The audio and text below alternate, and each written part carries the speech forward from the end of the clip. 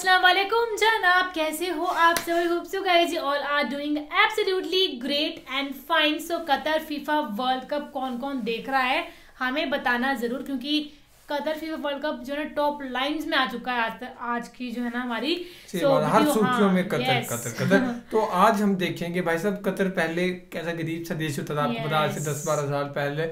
तो top secret why is Qatar so rich, Qatar will always remain rich but not Saudi Arabia.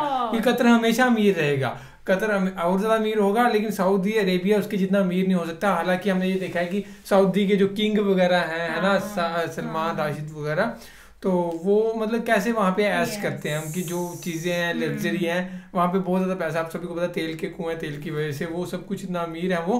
तो ये देखते हैं कि कतर में ऐसा क्या है, कतर क्यों इतना रिच हो रहा है। वहाँ पे पॉवर्टी इज इक्वल टू 0 ही है लगभग, और मतलब जीडीपी इतनी ज़्यादा हाई है कतर की। तो देखते हैं बातें कि क्या हुआ, कैसे कतर डेवलप होगा।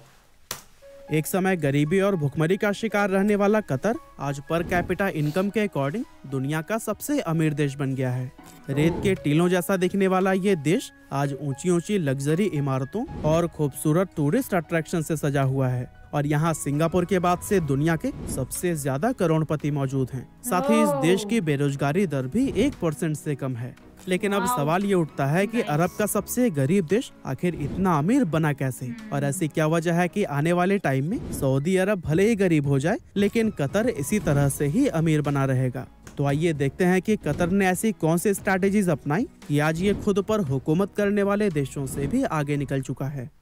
असल में दोस्तों, कतर देश को समझने के लिए सबसे पहले हमें इसके इतिहास को जानना होगा। बिल्कुल। ये बात है साल 1915 के आसपास की, जब फर्स्ट वर्ल्ड वॉर ने दुनिया के छोटे बड़े सभी देशों को चिंता में डाल दिया था। और दोस्तों, उन्हीं देशों में से एक था कतर, जिसे कि अपनी सुरक्षा सताने लगी थी, क्योंकि उसके पास इतने कम सैनिक थे कि वो वॉर में बड़े देशों के सामने कुछ घंटे भी नहीं टिक सकता था। ऐसे में उसने 1916 में ब्रिटेन के साथ एक ट्रीटी साइन की, जिसके अकॉर्डिंग अगर कतर पर किसी तरह का हमला होता है तो ब्रिटेन उसे बचा लेगा। बदले में कतर आने वाले 55 सालों तक ब्रिटिश कॉलोनी का हिस्सा रहेगा, और इस देश से जितने भी नेचुरल रिसोर्सेज निकलेंगे उस सब में कतर के साथ साथ ब्रिटेन का भी हक होगा। और इस तरह से ब्रिटेन ने कतर पर राज करना शुरू कर दिया।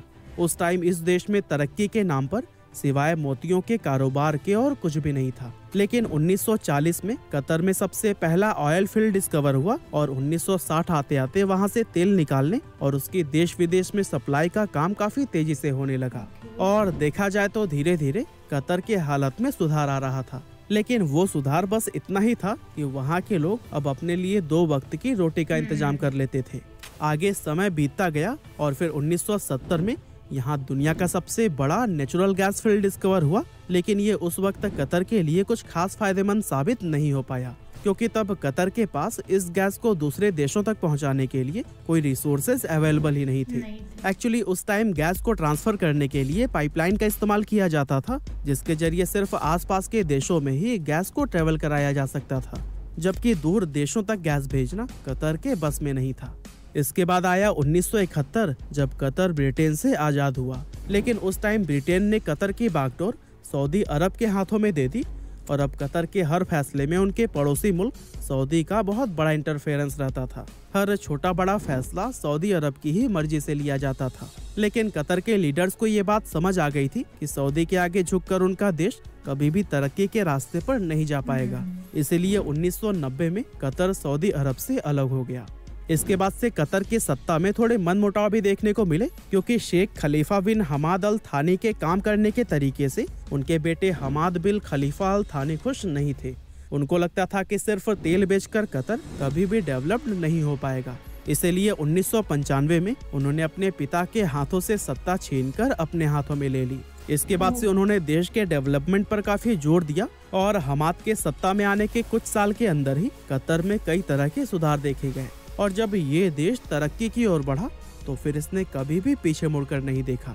हमाद बिन ने तेल से मिलने वाले पैसे को नई टेक्नोलॉजी में इन्वेस्ट करना शुरू कर दिया, और यहीं से गैस को लिक्विफाइड करने का काम शुरू हुआ। एक्चुअली लिक्विफिकेशन एक ऐसी टेक्नोलॉजी है जिसमें गैस को लिक्विड फॉर्म में बदला जाता है, ताकि उसे तेल की तरह कहीं पर भी बहुत ही आसानी से भेजा जा सके। और दोस्तों, इस टेक्नोलॉजी के मिलने के बाद से ही कतर ने असली तरक्की करनी स्टार्ट की, क्योंकि वे अब गैस को पूरी दुनिया में भेजने लगे थे। और इस तरह से देखते ही देखते मोतियों का कारोबार करने वाला देश कतर तेल और गैस का भी एक बहुत बड़ा कारोबारी बन गया। आज कतर दुनिया में लिक्विफाइड नेचुरल गैस का सबसे बड़ा एक्सपोर्टर है और पूरे वर्ल्ड में इस्तेमाल होने वाली 30% LNG का उत्पादन यहीं पर होता है। साथ ही अब ये रूस और ईरान के बाद से नेचुरल गैस का उत्पादन करने वाला तीसरा सबसे बड़ा देश बन गया है। दोस्तों, कतर के लीडर्स ने तेल और गैस से मिलने वाले पैसों को तुरंत देश के डेवलपमेंट में लगाना शुरू कर दिया और लोगों के लिए पक्के मकान, बेहतरीन सड़कें, एजुकेशन, खाना और मेडिकल की भी फैसिलिटीज प्रोवाइड की गई। कतर की सबसे अच्छी बात यह है कि वहाँ पर पर्सनल इनकम पर कोई भी टैक्स नहीं देना पड़ता, मतलब कि वहाँ के लोग जो कुछ भी कमाते हैं वो सब उनका ही होता है। इसके अलावा यहाँ पर हॉस्पिटल में भी इलाज के लिए किसी तरह का चार्ज नहीं लगता, बल्कि बड़ी से बड़ी बीमारियों का भी इलाज यहाँ पर फ्री में होता है। साथ ही यहाँ एजुकेशन के साथ साथ रसोई गैस और बिजली भी सरकार मुफ्त में ही देती है। अब देखा जाए तो दुनिया के हर एक देश के लोग इन्हीं हॉस्पिटल, कॉलेज, टैक्स और पेट्रोल के बढ़ते दामों से परेशान हैं, लेकिन कतर एकमात्र ऐसा देश है जहाँ के लोगों के लिए ये सब बिल्कुल फ्री है। और ये एक बहुत बड़ी वजह है कि सिंगापुर के बाद से दुनिया के सबसे ज्यादा करोड़पति कतर में ही हैं। अब दोस्तों, गैस और तेल एक ऐसे नेचुरल रिसोर्सेज हैं जो कि कभी न कभी तो खत्म हो ही जाएंगे और ये बात हमाद बिन बहुत अच्छे से जानते थे। इसीलिए उन्हें ये चिंता सताने लगी कि अगर नेचुरल रिसोर्सेज खत्म हो गए तो फिर कतर का क्या होगा। ऐसा हुआ तो देश का पूरा इंफ्रास्ट्रक्चर फेल हो जाएगा और वापस से देश भूखमरी और गरीबी की चपेट में चला जाएगा। अब फ्यूचर में नजर आ रहे इस खतरे से बचने के लिए उन्होंने गैस और पेट्रोल से मिलने वाले पैसों को दुनिया की बड़ी बड़ी कंपनीज में इन्वेस्ट करने का सोचा और इसके लिए उन्होंने 2005 में कतर इन्वेस्टमेंट अथॉरिटी के नाम से एक ट्रस्ट बनाया और इस ट्रस्ट के जरिए उन्होंने पूरी दुनिया में ही अपना पैसा इन्वेस्ट करना शुरू कर दिया। इसके अलावा उन्होंने विदेशी टूरिस्ट को आकर्षित करने के लिए कई खूबसूरत टूरिस्ट अट्रैक्शन बनाए और कतर की संस्कृति व इतिहास को भी काफी इम्पोर्टेंस दिया ताकि लोग उसके बारे में जानने में इंटरेस्ट दिखाएं। अब दोस्तों, अगर हम कतर एयरवेज को एक 5 स्टार होटल कहें तो फिर ये गलत नहीं होगा, क्योंकि इसी के सहारे कतर ने दुनिया भर के टूरिस्ट को अपनी तरफ आकर्षित किया है। और दोस्तों, इसके अलावा भी कतर ने ऐसा बहुत कुछ किया जिसकी वजह से टूरिस्ट वहां पर जाना पसंद करते हैं और 2022 में होने वाला फीफा वर्ल्ड कप इस चीज का एक बेहतरीन एग्जाम्पल है, जहां इतना छोटा सा देश होने के बावजूद भी कतर फीफा वर्ल्ड कप की मेजबानी कर रहा है, जबकि इसके लिए अरेंजमेंट करने से दुनिया के बड़े बड़े देश भी कतराते हैं। इसके अलावा पिछले कुछ दशकों से यहाँ पर मछली पकड़ने के कारोबार को भी काफी ज्यादा प्रॉफिटेबल बनाया गया है। और दोस्तों, आज दुनिया की ज्यादातर सभी फेमस और बड़ी कंपनियों में कतर एक शेयर होल्डर है। एग्जाम्पल के लिए कतर ने लंदन के फेमस डिपार्टमेंटल स्टोर हररोड्स को साल 2010 में मिस्र के अरबपति बिजनेसमैन मोहम्मद अल फयाद से 1.5 बिलियन पाउंड्स में खरीदा था। साथ ही फ्रांस की मीडिया कंपनी लगार्ड्रे का 10% और विंची कंस्ट्रक्शन का 5.6% हिस्सा भी कतर ने ही एक्वायर किया हुआ है। और दोस्तों, इन सब के अलावा कतर ने वेस्टर्न कंट्रीज के बड़े बड़े होटल्स और लग्जरी प्रॉपर्टीज को भी खरीदा हुआ है, जिसमें लंदन की द सेवाय और द कनॉट जैसी लग्जरी हिस्टोरिक होटल भी शामिल हैं। एवं लंदन की मशहूर गगनचुंबी इमारत शॉर्ड का 95% मालिकाना हक भी अल थानी खानदान के पास है।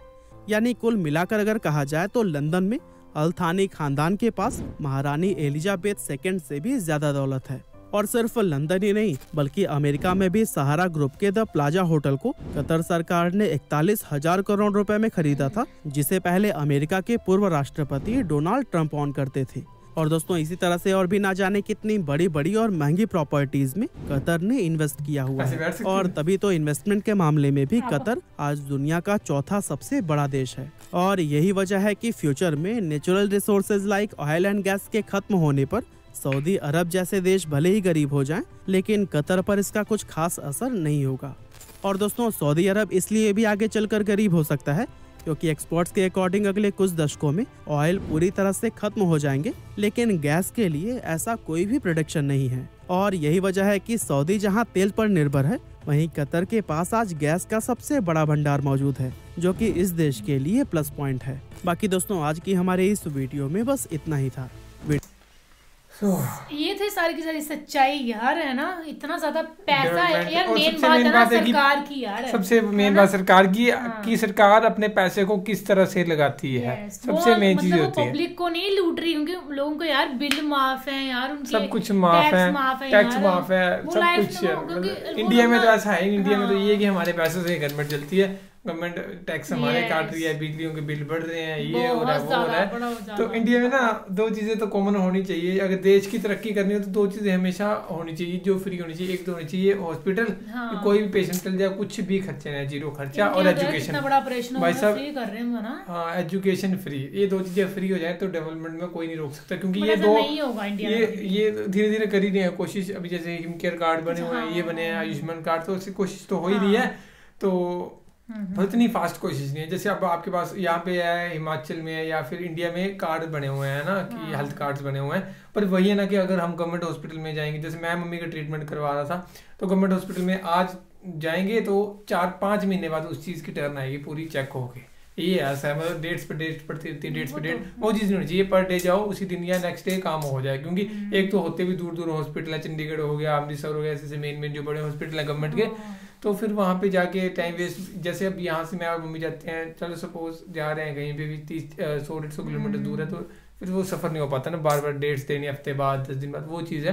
तो एजुकेशन सबसे ज़्यादा यही है कि जहाँ पे एक इंसान का खर्चा होता है, कोई बीमार हो जाए तो हॉस्पिटल जाएगा तो इतना ज़्यादा बिल बनेगा कि उसकी पूरी ज़िंदगी की वहीं के वहीं धरी रह जाएगी। एजुकेशन में बच्चों को, अपने पेरेंट्स को अपने बच्चे पढ़ाने, उनके पास पैसे नहीं है तो बस फिर वो लोन ले रहे हैं, या फिर उनके पास पैसे नहीं है, बच्चे पढ़ नहीं पा रहे हैं, वो चीज़ें बिल्कुल फ्री होनी चाहिए। ये चीज़ हो जाए, ये इनिशिएट अगर गवर्नमेंट ले तो रही है, धीरे धीरे होगा, पर हो जाएगा जितनी जल्दी उतनी जल्दी देश तरक्की करने लगेगा। तो बाकी तो यही था guys, thank you so much for watching the video, मिलते हैं नेक्स्ट वीडियो।